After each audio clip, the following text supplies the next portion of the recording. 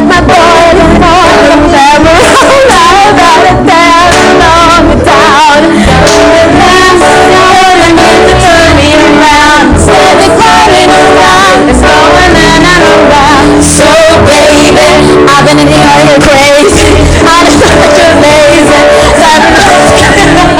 I'm just sitting here angry and I don't want you to be new. I want you to save me. I want to take you with me. If I could escape, I would create a place of my own world.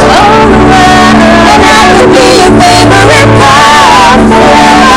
I could be together. And tell me why love would not be sweet. If I could be sweet, I know I'm living in my girl. And I could be your favorite part forever.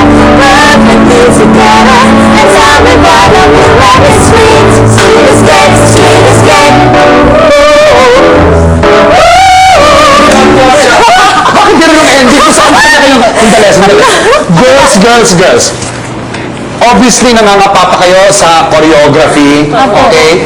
Obviously, yung vocal blending, medyo gumaganong-ganong pa. Pero, girls, pag nag-perform kayo lalo na sa Sabado, one of the biggest mistakes na makikita nyo is pag mahalata ng tao at mahuli ng camera na nag-iintay kayo sa isa't isa.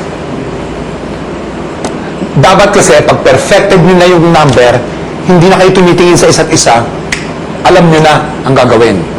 Kasi yung biggest giveaway, yung nagaganyanan, ay putang ina. Sabit yon.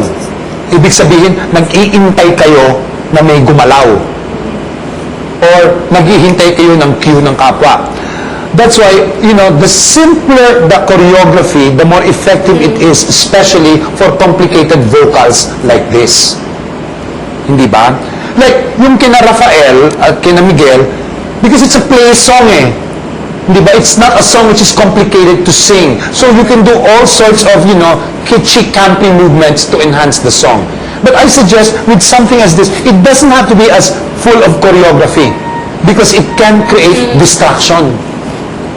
Now, when you go into your trios on Saturday, okay, lalo na yung a cappella, okay, sa a cappella, ginagawa yan para magsindak ng boses. Ibig sabihin, hindi nyo kailangan ng instrumento dahil yung boses ninyo ang instrumento. Dapat i-reserve nyo ang energies nyo, nakatuto kayo sa boses. Now, doon sa trio ninyo, kung kayo'y gagalaw, kailangan get the song mastered before you go into choreography. Get the vocals mastered. Kundi, sasalabat yun sa isa't isa, kikita ko siya nagtitinginan kayo, ay patay. Which shouldn't be. On the rehearsal level, yes, but on the performance level, band yun. Hindi ba? It's easier to do it with a duet kasi dalawa lang kayo eh.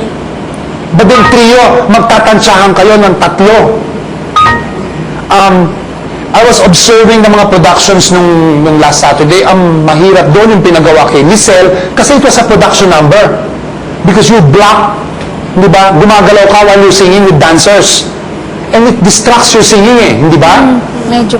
Ang hirap mag-maintain ng vocals mo when you know, at this point, I have to be here. May mga lintik na tumatumbling sa harap ko. What more? Hindi ba? Like, yung remember si Rafael, you were singing and there's this, there's this encantada dancing in front of you.